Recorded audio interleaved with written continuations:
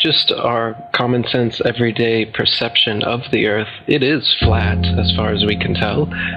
It is motionless as far as we can tell. And everything in the sky is revolving around us as far as we can tell. If nobody told us otherwise, we'd logically assume that the Earth was flat, motionless, with everything in the sky revolving around us. And you can prove that this is the case as well, for instance, with the horizon. As you rise up, no matter how high you go on the top of Mount Everest, or if you go in a balloon higher and higher, we've gotten independent balloons have gone up with cameras, the horizon remains flat all the way around and rises to the eye of the camera all the way up. Totally flat and rises to the eye of the observer. So that's one proof. Now, if the Earth were a ball, no matter how big, the horizon is said to be the curvature of the ball. If you were to go to NASA, it's all fraud, it's all fake. Pretty much everything NASA puts out is fraudulent. There are no images of Earth from space. Put an end to this topic once and for all, turn the Hubble round and show us Earth in real time, but they will not do it. They can't do it. It doesn't exist. It literally doesn't exist.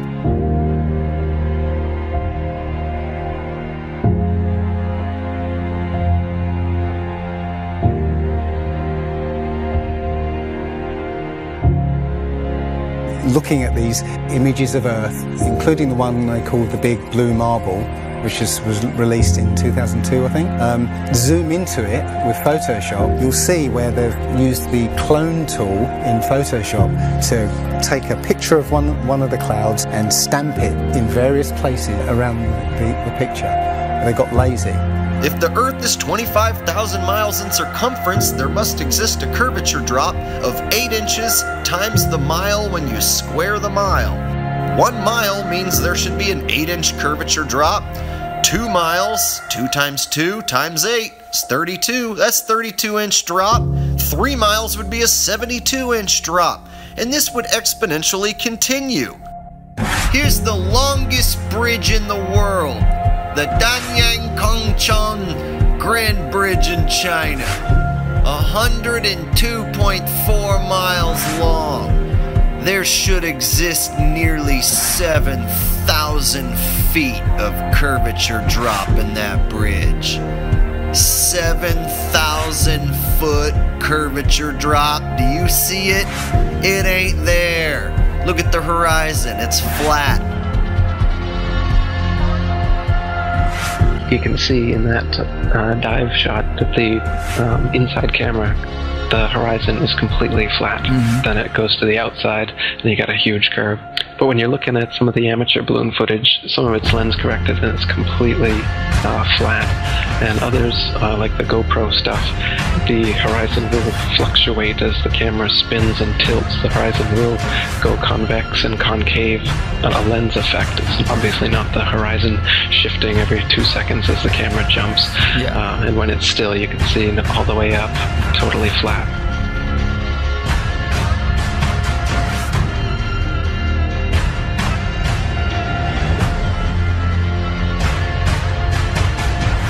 NASA is essentially Hollywood, and all the images that you think you've seen of a spinning ball Earth are faked. And all the amateur balloon and rocket footage that we've sent up there shows a flat horizon that rises all the way up. And that's impossible on a ball. Humans, for the most part, don't have a clue. They don't want one or need one either. They're happy. They think they have a good bead on things. Well, why the big secret? People are smart. They can handle it. A person is smart. People are dumb, panicky, dangerous animals, and you know it. 1,500 years ago, everybody knew the Earth was the center of the universe. 500 years ago, everybody knew the Earth was flat. Imagine what you know tomorrow.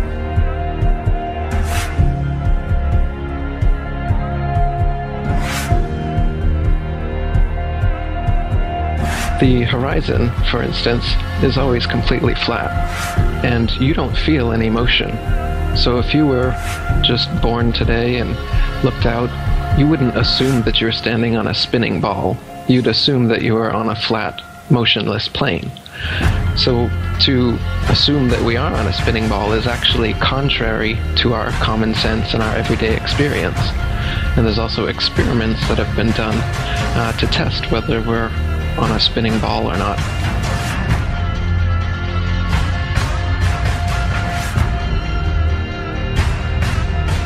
My question was, why, if it's a flat Earth, why couldn't you stand on the coast of California with a telescope and see Japan or Hawaii or something? And I think you know the answer to that. I'll let you answer that. Yeah. You can't see an unlimited distance. The lowest layer is the densest and not transparent.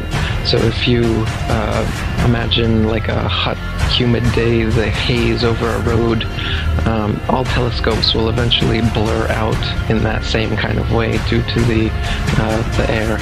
So no, you can't see an infinite distance. Is the Earth flat or round? It's round. Okay, now let's see. How do we go about proving that? Go to the seashore. Go to a seashore. Watch as ships sail away. They don't disappear all at once. No, first, the bottom will disappear. See, the bottom of the ship is gone. Now we can see midway up, and then the whole thing disappears. Now, ships came back. They didn't fall off the table. So people realized that the world is curved. I mean, it's a big curve, but it's curved. So, the process of testing claims, the world is flat, the world is round, is what we call science. Now, if you have a claim that can't be tested, that's what we call pseudoscience. Extraordinary claims require extraordinary proof. Extraordinary claims require extraordinary proof. Boats don't disappear over the curvature of the horizon. Boats disappear due to perspective. All you have to do is go to the beach, watch a boat disappear from your eye, and then whip out your telescope, your binoculars, or your high-powered zoom on your camera, and you can pull the entire boat right back into view. Whole mass and all. Yeah, that's right. You think the boat disappeared? Just whip out your telescope, your binoculars, or your zoom camera. You bring the entire boat back into view, completely debunking everything Coy just told you. And here's my video proof. Extraordinary claims require extraordinary proof. Imagine that. You can debunk the curvature of the Earth yourself with just a simple zoom on your camera. Bye-bye, little boat. The flat Earth? Well, that didn't stand up to tests. The round Earth did. And you guys, come on. Everybody watches newscasts. You all use mobile phones. You all see airplanes fly around. You all go to see Ed Sheeran in concert one day in London, another day in Melbourne, Australia. This all depends on our fundamental understanding of the size of the Earth and its shape with extraordinary precision. What the fuck did you just say? The way we teach science is you're just some empty vessel and we pour the science into you and then you regurgitate it on an exam. Because Earth, we know it spins once a day, yes. Off to a great start. So you spin, you know, when you spin pizza dough, it kind of flattens out. Yeah. Gets wider in the middle. And so Earth, throughout its life, even when it formed, it was spinning. And it got a little wider at the equator than it does at the pole. Not only that, it's slightly wider below the equator than above the equator. A little chubbier. A little chubbier. Yeah. Chubby's a good way. It's like pear-shaped. Yeah. So, it turns out the pear-shapedness is bigger than the height of Mount Everest above sea level. Well, let me just so you understand. We've been fed a lie our entire, I want to call it a lie. We've been fed. It's a point of view thing, I think. We've been fed Earth has been misrepresented to us by science. Pear-shaped. Pear-shaped. Science! So they're all trying to figure out, is the universe spinning around us or are we spinning around the universe? They tell you, We don't know shit. We're looking at a bunch of lights in the goddamn sky. You're gonna tell me that that light and that light, that's 250, 100 trillion light years away?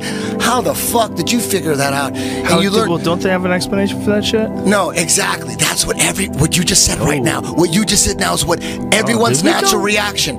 Because anytime someone says anything about space, you automatically think someone figured it out. You don't know the guy's name. You don't know the name of the experiment. You didn't look into it yourself. You just think when someone tells you, how far is the Earth from the sun? They'll say, 93 million miles away. Like you just, everybody relies on someone figured that out and someone double checked it. You're going on what you read. And right now, cosmology, they don't know what the fuck to do.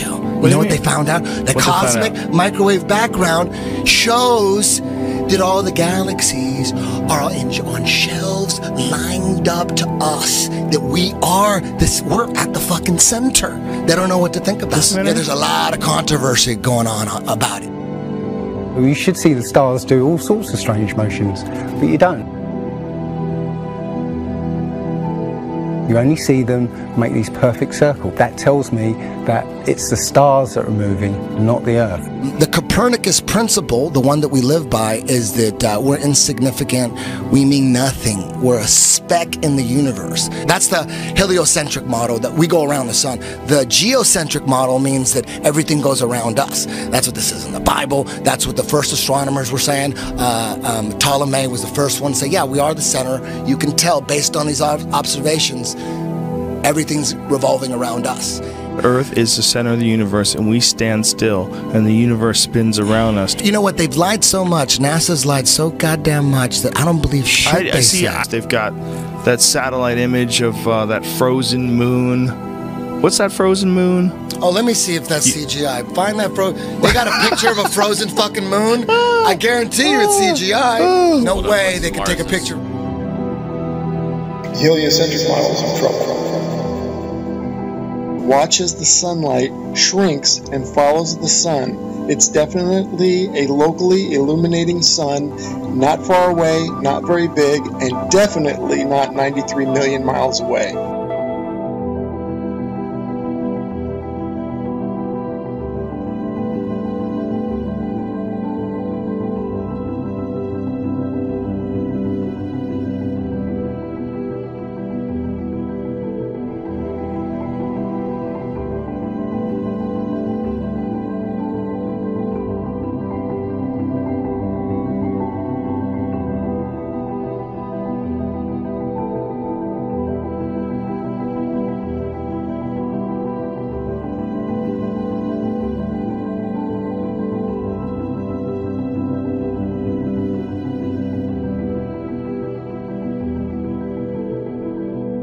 There's a place in Bolivia called Salar del Uyuni, which is a salt flat.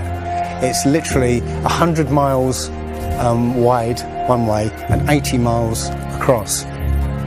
And it's perfectly flat. And when it rains, literally you get an inch of water and it looks like a perfect mirror. Now, how does that happen on a sphere? Yeah, it shows you that, you know, if you're one end of this salt flat, you can see perfectly clearly the other end 100 miles away. So it's just showing you that, you know, the Earth is flat, and without the effect of the waves in the sea, you'll be able to see a whole lot further.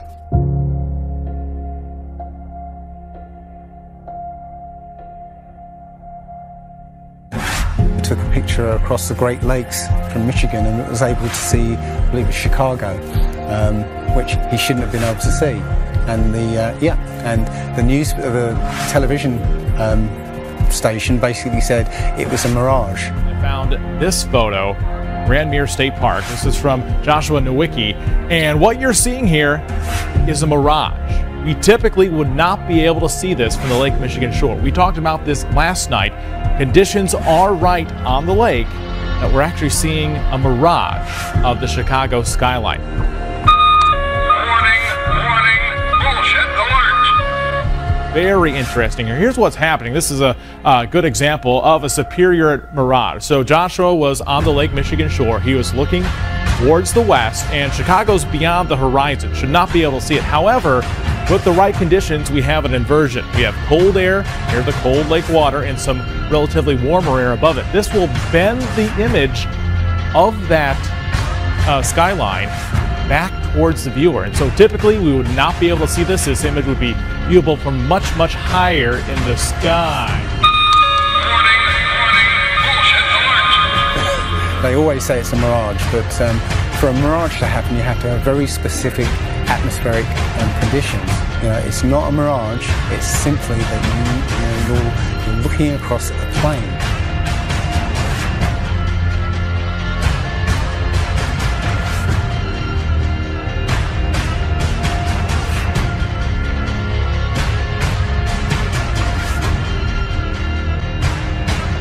Now, how come in all these ball pictures, man, you can see all the continents pretty much, and there's just a little bit of clouds here and there.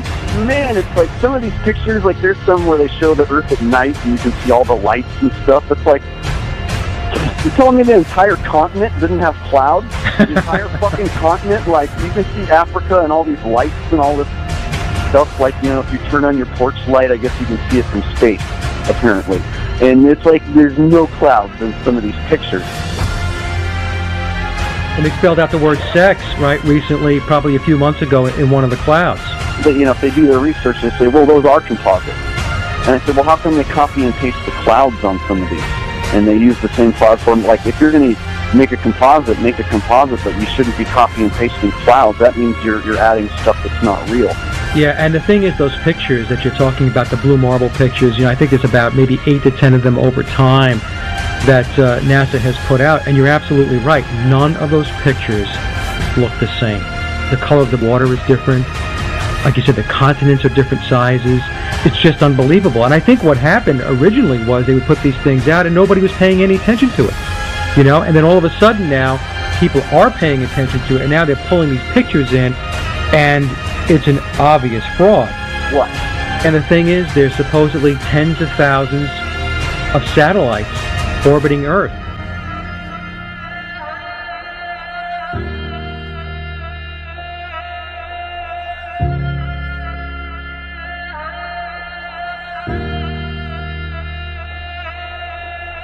We can't get any close-ups of Earth. We can't get a view of Australia with the buildings upside down.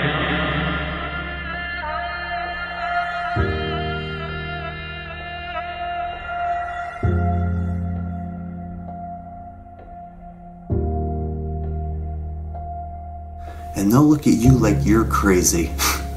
But really, you are the sane one for asking real questions.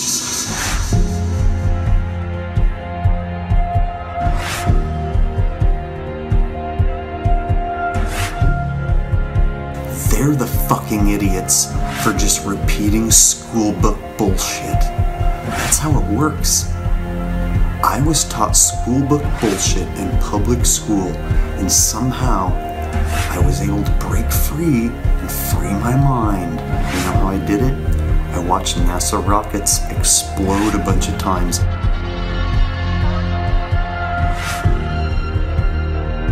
Fly off sideways and not go to space. If you watch the trajectory of the space shuttle, it doesn't go straight up.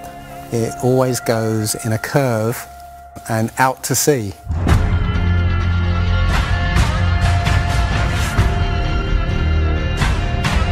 The point is, they actually go horizontal. The space shuttle goes horizontal. It never goes any further up. It goes horizontal, very, very low down in the atmosphere. You know, it's still in the atmosphere while it's horizontal, so it never gets any higher. And it goes out of sight, not because it goes too high, because it goes too far downrange. And they have a plane that's mocked up to look like a space shuttle, it's a jet-powered aircraft. That's it. It's not a glider. It's an aircraft. And that's what they're fooling us, taking billions of dollars in and giving us images and fake planes for that 10 billion, you know, however many billions of dollars it is. what goes up must come down. And literally we have not ever seen anything that has ever gone up and not come down.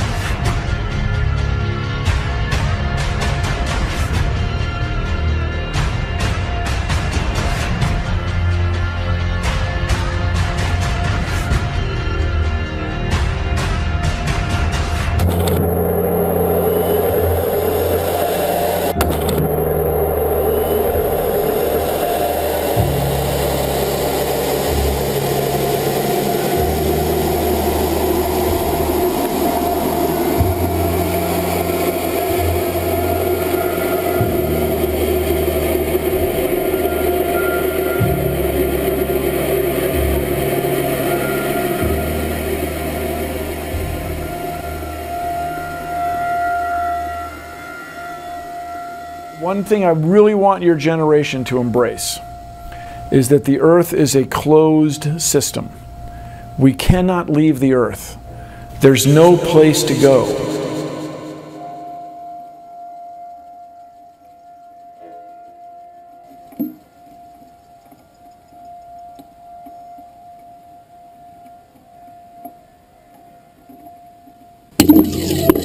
Rockets don't have brakes. It literally stopped. All of that angular momentum from the rotation of the rocket and the linear momentum from flying up just stopped. No, it had to have hit something. What would it hit? If it hit a solid surface, the rocket would have been destroyed, and most likely the camera too, so we wouldn't have the footage, and obviously that's not the case.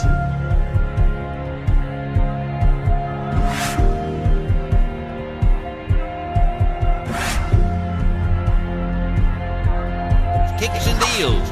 It's a long fly ball going back, and the ball shatters the sky, bringing the ocean itself down into the stadium. Oh, Simpson just broke this dream's reality wide open.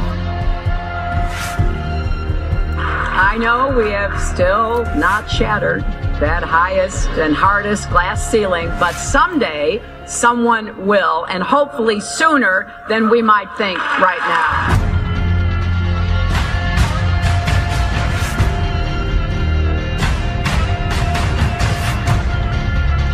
There's no place to go. Although we weren't able to shatter that highest, hardest glass ceiling this time, thanks to you, it's got about 18 million cracks in it. And it may be hard to see tonight, but we are all standing under a glass ceiling right now. People figured out that we were an enclosed system. The more advanced we got, it would be the biggest thought on our minds. That's all we care about. You could make a wildlife preserve 1,000 miles square. All people, all human beings would do is just be knocking on the fence constantly, going, why is this fence here? Who built the fence? Why are we in here? And so on and so on. Why do you think that Truman has never come close to discovering the true nature of his world until now? We accept the reality of the world with which we're presented. Earth. Yep. Earth. Yep. Oh. Earth. If you start here and you go around long enough in the same direction, you wind up in the place you started from. Yes, Thomas. Why don't we fall off when we walk underneath, Miss Sarah? Because of a force called gravity. What does gravity look like? Gravity is something we can't see, but we know it's a great invisible force that keeps us all here on Earth. It's a natural force that keeps us all from flying off into space. We were always told that the world is flat. You were told right. Don't listen to her. I've been patient with you, Sarah. Lord knows I've been patient, but now your words have revealed you. The law of gravity was discovered by Sir Isaac Newton in 1687. That's almost 200 years ago, Uncle Evan. But there is only one law. The law of God. What is gravity? You have no idea. Okay, next question. Wow. No, here's the difference. We can describe gravity. Okay. We can say what it does to other things. We can measure it, predict with it. But when you start asking, like, what it is, I don't know. Einstein, in an Einsteinian answer, we would say gravity is the curvature of space and time. And objects will follow the curvature of space-time, and we interpret that as a force of gravity. That's probably the best answer I can give to a what is gravity question, or why is there gravity. That's the best I can do there. I think that's a good start.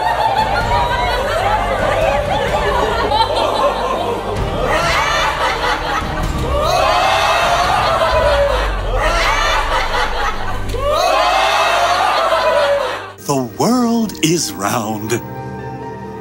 What? You know how everybody believes the world is flat, like a pancake? Well, they're all wrong. The world is actually round, like an orange. The world is an orange. And? And? Well, that's it. It's a great idea. It's one of my best ones. Yeah, but what kind of orange? Is it a navel or a juicer? What? Look, just sleep on it. In the morning, the idea will come to you again, and you won't even remember where you got it. Get it? Got it. Good. I must say, I really thought you'd catch on to this a little quicker, Copernicus. What? My name's not Copernicus. I'm Charlene Sinclair. You're not Copernicus? This isn't 16th century Poland? Oh boy, I screwed up. How do you brainwash? You repeat the same thing over and over again. You know, if somebody's resisting the concept, if you keep fucking repeating it, they'll incorporate it in their brain. Since you were a kid, you've seen this image. But you've never seen it from that point of view. But your brain has three-dimensionalized. Oh yeah, that's the Earth. How? Through repetition. Let's just all get on our hands and knees and wait for a scientist or an astronaut to come along, or Neil deGrasse Tyson to come along and bestow upon us their knowledge. Now, as you can see, this is the evolution meter, and I've put God, the creator of everything, on the right side, and evolution on the left. I won't change my mind, because I don't have to, because I'm an American. I'm dug in, and I'll never change. Mac, look, you're wasting our time. You're not going to get us to not believe in evolution. And why is that? Because the smartest scientists in the entire world all agree that it's real. I'm glad you brought that up. Mr. Reynolds, these were all the smartest scientists. Only problem is, they kept being wrong! Oh, this is insane, you fool! I'm a fool because I have more faith in the saints that wrote the Bible? Yeah, because you just read the words of a bunch of guys that you never met, and you just take it on faith that everything they wrote was true. And what makes you think what your scientists are writing is any more truer than my saints? Because there are volumes of proven data, numbers, figures. Have you poured through the data yourself? The numbers, the figures? Well, no. No. Oh, interesting. So let me get this straight, Mr. Reynolds. You get your information from a book written by men you've never met, and you take their words as truth based on a willingness to believe, a desire to accept, a leap of, dare I say it, faith? Come on. Look, I mean, I don't even know how I'm supposed to respond to that. Like, come on. I rest my case. Matter tells space how to curve. Space tell... Did I get that right? The science community is ignoring a lot of the things that we're looking at, and so normal people are going out and doing experiments. And one of the experiments has turned up an amazing fact that we've not been told, and it destroys the whole idea of this heliocentric system, and that is the moon.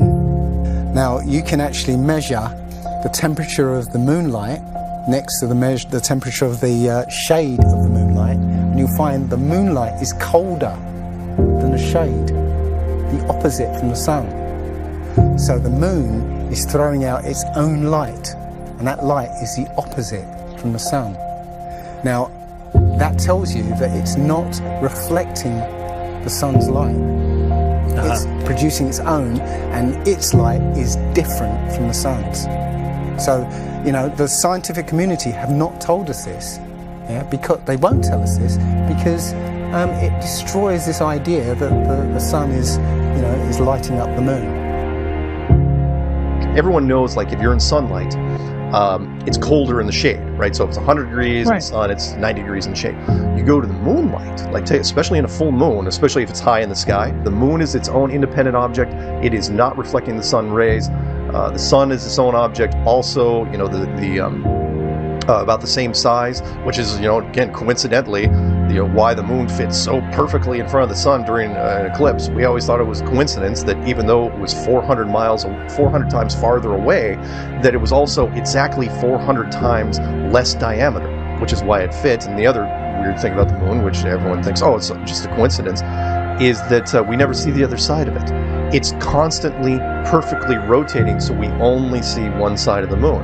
Exactly one side. It's not like we have like a quarter of a degree every 5 years or half a degree here and there. It's always the same side.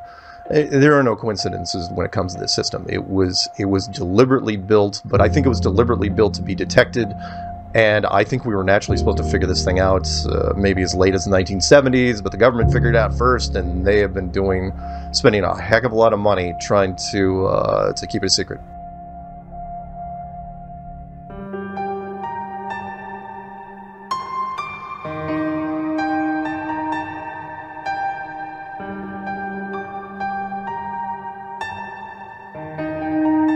When I look at the people who signed the Antarctic Treaty, and all the nations that were down there doing whatever they were doing signed a treaty, and I believe it was 1958 or somewhere thereabouts, saying, nope, nobody can stake a claim to Antarctica, and if you're going to go down there, you can only go down there for scientific reasons under carefully restricted guidance, but it's not a free-for-all. Nobody can just, you know, hey, I'm going to go check out Antarctica and do a high jump of my own. No, can't do it. It's the only treaty that's you know, all these countries have signed and never broken and completely agreed on. It's the only one. You know, what treaty is there that everybody's agreed on? We're being kept away from it for a reason. You know, they have some scientific bases there, and literally it's controlled by the military because they don't want you finding out what's beyond. During 3 voyages lasting 3 years and 8 days, Captain Cook and crew sailed a total of 60,000 miles along the Antarctic coastline, never once finding an inlet or path through or beyond the massive glacial wall. So the other question is, well, how come ships don't go off the sea if it's flat? How come ships don't fall off the edge? Well, here's why you don't fall off the edge. There's a 200 to 300 foot high wall that is the border that Scripture says is keeping everything in. Nothing's going past that. Because they don't want you finding out what's beyond.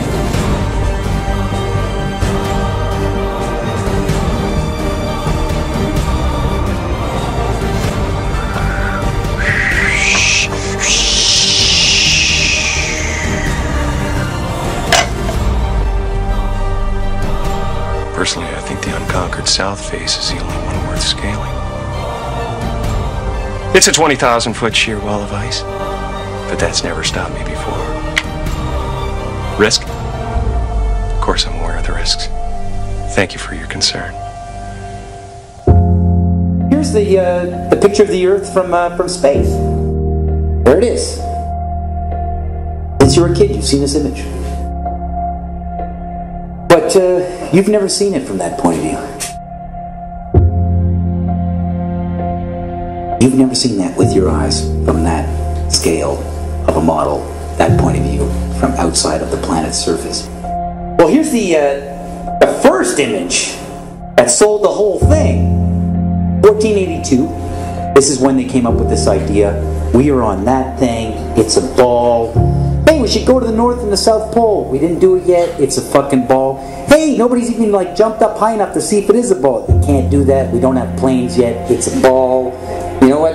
We adopted this whole model like 400 or 500 years before the airplane. 400 years before the airplane, pretty much. It was like, what, beginning of the 1900s? They went to the North Pole in the 1900s. This is 1482. Nobody went to the top of the globe, to the bottom, or flew up, or built a skyscraper. It's funny that we said that this is what we're in right now. This is what we're on before any instrument approved. This is the first time we actually had like an instrument of flight. Actually go high enough to actually fucking check out if what we agreed to 500 years ago was real. So if they were wrong after 500 years, the question is, What they tell you?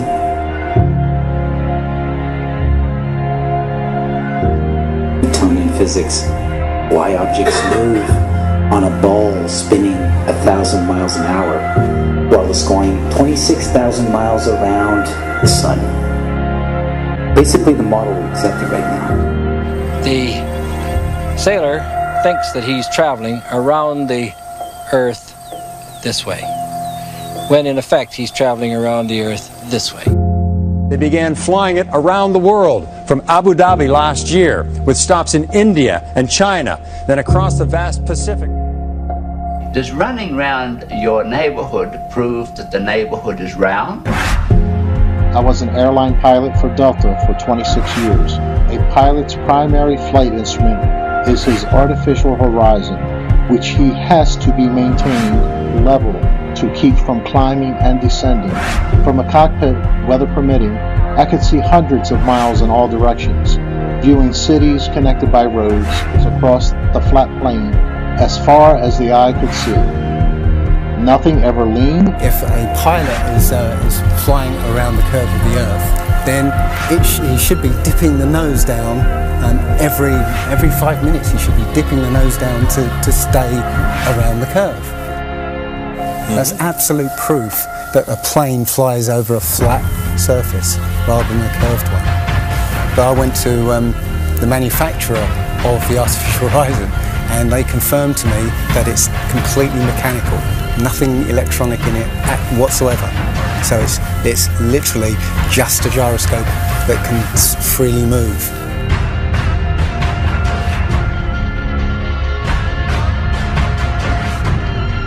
That right there is proof to me that planes fly over a plane.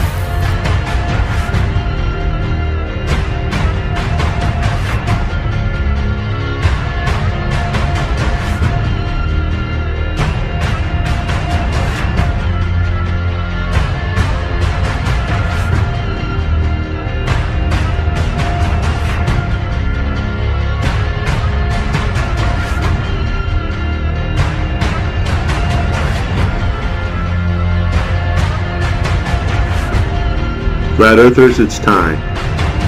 We are going to destroy the Globeheads' arguments concerning flight routes. When you go onto the plane tracking software, you'll see hundreds and hundreds of flights over the northern hemisphere, and you can track those flights from beginning to end. When you look at any flight in the southern hemisphere, what you'll find is the flight takes off and disappears off the tracking. And that only leaves why. Why have they done this? What's the point of this grand deception? I think Eric Dubay explains it best. People are always asking, why do they do this? Other than the obvious profit margin motive, NASA being the biggest black budget black hole in existence, sucking in over $30 billion taxpayer money for the fake moon landings alone. Nowadays, hundreds of billions of dollars, and not just NASA, but RASA and all the other fake space organizations around the world, giving CGI images for hundreds of billions of dollars. You want to put something in context. If you want to do something with $3.5 trillion, you can do whatever you want. Whatever you judge to be important to the profile of the nation that you are trying to build and to sustain. So by surreptitiously indoctrinating us into their scientific materialist sun worship, not only do we lose faith in anything beyond the material, we gain absolute faith in materiality, superficiality, status, selfishness, hedonism, and consumerism. If there's no God and everyone's just an accident, then all that really matters is me, me, me. So they've turned Madonna, the mother of God, into the material girl living in a material world. It's all about making us feel nothing, so that we can be used. If everybody realised how special we all are, how unique every single life is, then this whole world would change overnight. We wouldn't allow ourselves to be used by this cabal. I start from the supposition that the world is topsy-turvy, that things are all wrong, that the wrong people are in jail, and the wrong people are out of jail. That the wrong people are in power, that the wealth is distributed in this country and the world in such a way as not simply to require small reform, but to require a drastic reallocation of wealth. All we have to do is think about the state of the world today and realize that things are all upside down. Now, if you don't think, if you just listen to TV and read scholarly things, you actually begin to think that things are not so bad, or that just little things are wrong. But you have to get a little detached and then come back and look at the world, and you are horrified. Now, as soon as you say the topic is civil disobedience, you're saying our problem is civil disobedience. That is not our problem. Our problem is civil obedience.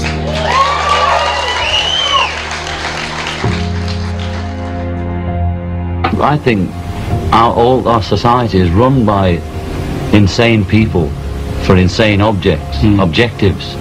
You know, and I think that's what I sussed when I was 16 and 12 way down the line, but I expressed it differently all through my life.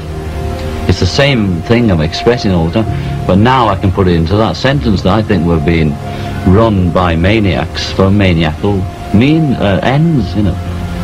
If anybody can put on paper what our government and the American government, etc., and the Russian, Chinese, what they are actually trying to do, you know, and what they think they're doing, I'd be very pleased to know what they think they're doing. I think they're all insane, you know, but I'm liable to be put away as insane for expressing that. You know, that's what's insane about it.